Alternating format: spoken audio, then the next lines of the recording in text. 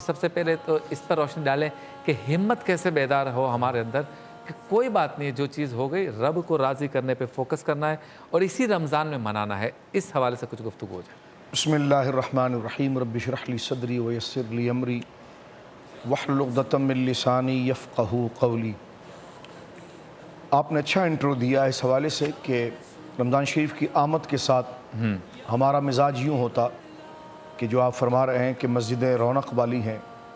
اور رونق مسجد کی لوٹ آئی ہیں، لوگ گھروں سے نکل آئے ہیں، تو میں آپ کی طرف گفتگو کی طرف آنے سے پہلے عرض کر دینا چاہتا ہوں، مسجدیں اب بھی رونق والی ہیں۔ ماشاءاللہ۔ گورنمنٹ نے جو ایس او پی کے ذریعے سوشل ڈسٹینس کے ساتھ صدر پاکستان اور پانچوں صوبوں کے گورنرز نے اور مدبرین ڈاکٹرز کے مشورے سے جو اجماعی طور پر علماء اور ریاست پاکستان کا الحمدللہ یہ اجماع ہوا، اور ایس او پی جو انتہائی متوازن اور ضروری ہدایات جو WHO کے ہدایات پر مرتب کی گئی ہے، الحمدللہ مساجد میں وہ نافذ ہے، اور مساجد الحمدللہ اس طریقے کے ساتھ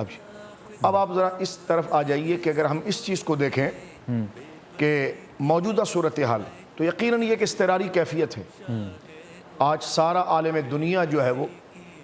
اس سے پریشان ہے، اور حفظان صحت کے حوالے سے جس کا حکم بھی اللہ رب العالمین جل وعلا نے عطا فرمایا ہے، اس احتیاطی تدابیر کے تحت یہ تمام چیزیں ہمارے سامنے آ رہی ہیں۔ لیکن آپ نے یہ ارشاد فرمایا کہ اس میں کس طریقے سے اپنے آپ کو موٹیویٹ کیا جائے اور اس ناامیدی سے نکلا جائے، تو دیکھیے کہ کسی بھی حالات کو فیس کرنے سے پہلے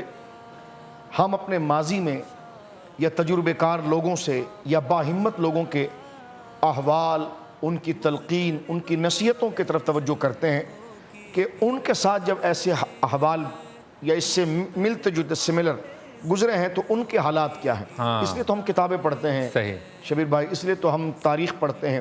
اس لیے ہم مدبرین کی خدمت میں بیٹھتے ہیں، ڈاکٹرز کے پاس جاتے ہیں نقش قدم پہ چل سکیں تاکہ ان کے تجربے کو لیں کہ ان کے ساتھ یہ کیا معاملہ رہا۔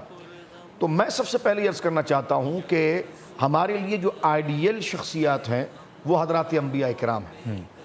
قرآن کریم کو اگر آپ اٹھا کر دیکھیں تو قرآن مجید فرقان حمید کے اندر ایک نہیں تمام انبیاء کرام کے جو قصے موجود ہیں، واقعات اور سچے حالات موجود ہیں، ان میں اگر شبیر بھائی آپ دیکھیں گے تو اس سے بڑے بڑے ابتلا اور آزمائش کی صورتحال ان کے سامنے اور ان کو جو فالوور ان کے تھے ان کے سامنے موجود تھی۔